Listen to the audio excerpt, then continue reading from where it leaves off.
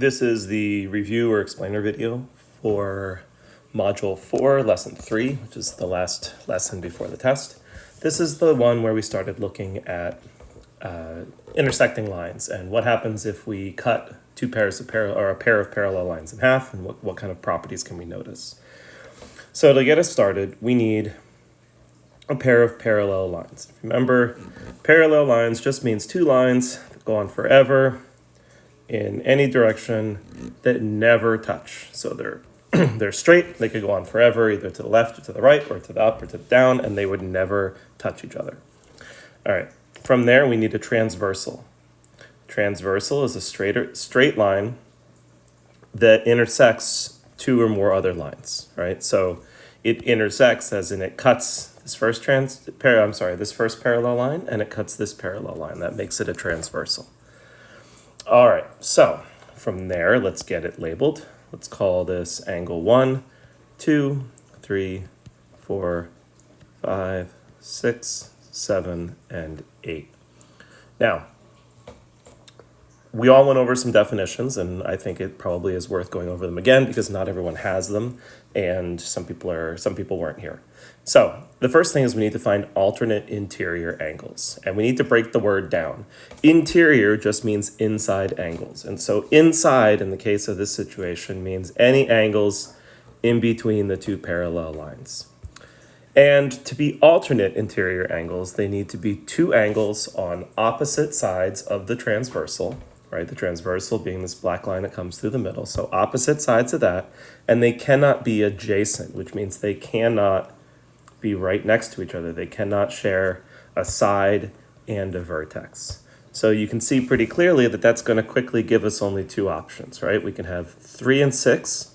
They do share a side, but they do not share a vertex. They have two separate vertices, right? Right here and right here. So if we were looking for alternate interior angles, let's write it down. You know what, that's going to take way too long. So alternate interior angles, right? Inside, alternate angles would be either 3 and 6 or 4 and 5. Next term was alternate exterior angles. Well, exterior in this situation is going to be any angles on the outside, anything going on the outside of the two parallel lines. So you can see we have 4 angles that are outside those lines, and we need, again, alternate, right? Or angles that do not share the same vertex and side. So vertex and side. Can't be 1 and 2 next to each other, but it can be angle 1 and angle 8, right? 1 and 8. They're alternate sides of the line, and they don't share. They're not sharing a line and a vertex, right? Or they share the line or the side, but they don't share a vertex. Or it could be angle 2 and angle 7. So that again was alternate exterior angles. They're exterior or outside angles that are not adjacent. Oops, I'm gonna have to leave that there. All right, now the next definition is same side interior and same side exterior. So same side just means the same side of the transversal. Whenever we say same side, so it would be all angles on the left side of the transversal or all the angles on the right side of the transversal. So if I asked you for same side interior angles, you'd be looking for angles that were inside this patch, so inside, and you'd be looking for, so the interior would be the orange area, and then you'd be looking for same side, so either the green side or the red side. You can pretty quickly see the ones that fit both of those qualifications. We need either angle 3 and 5 or angle 4 and angle 6. So angle 3 and 5 or angle 4 and 6 would be same side interior angles.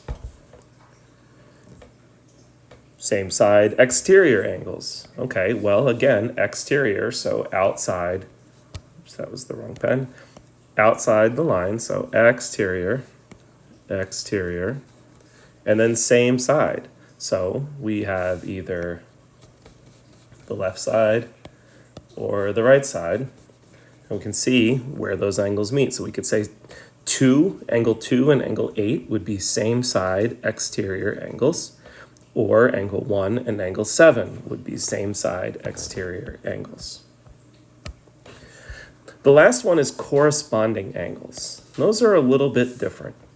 Right? When we say corresponding angles, it's kind of a hard thing to define. And so let me draw us a picture. We need a line. Let's see. So we have our transversal, and then we need to cut it with a parallel line. Let's try that one more time. Bear with me here. It's hard to write all this at once. 1, 2, 1, 2, 3, 4. All right. So if we have this same diagram, we have angles 1, 2, 3, and 4, 5, 6, 7, and 8. When we're looking for corresponding angles, we're looking for angles that correspond to the same relative position in the diagram. So for example, if you watched angle 1, if I took angle 1 and I moved it down here to the bottom set of 4 angles, I could see that angle 1 corresponds to angle 5. Right? So angle 1, it's in the same relative position as it would be of angle 5 when we move it down here. Same wise, we'd have angle 2 corresponds to angle 6, angle 3 corresponds to angle 7, and angle 8 corresponds to angle 4. All right? So that is the first set of ideas here in this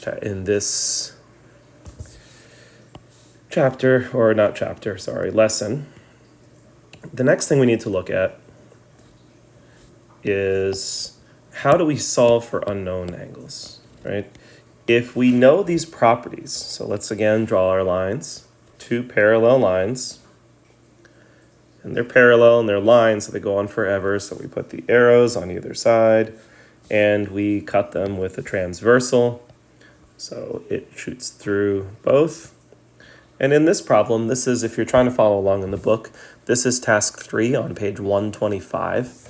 So what if this angle, this right here, were 2x plus 24 degrees, and down here we had this angle equal to 3x degrees? Well, if I were trying to deal with this, the first thing I'd do is say, well, what do I know? What I know is that I have 2 angles that are interior angles. They're on the inside of the parallel lines, and they are alternating. So I have a set of interior or alternating interior angles. And what I know about them is that they're congruent, or they're the same. They're always going to be equal. So that's that's good to know. What else can we fill in? We know that if 2x plus 24, we're not going to go down that path. Let's just say we know that they're equal. So if we know that they're equal, let's put them equal to each other. 2x plus 24 is equal to 3x. We just said it. It's a fact. Now we just put it down as math. Well, if that's true, let's just solve it. Let's see what x could be. So we get all the variables on one side. Let's subtract 2x from one side. Do the same thing to both to keep balance. We're left with a single x over on the right-hand side and a 24 on the left-hand side. Well, that's really good to know, because if we've done that, then we can pretty much just plug it back in and solve, right? We know that anywhere we see an x, we would instead write a 24. Anywhere we see an x, we'd instead write a 24.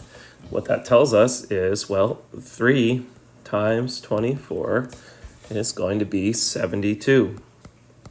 So both of these angles, they're both equal angles, would be 72 degrees. That's it. That's how we do it. It's pretty straightforward. You figure out what we know. Maybe we know that they're equal. Maybe then we know that together they add up to 180 degrees. We write the equation and then we just solve for x. All right, that's what I have for you.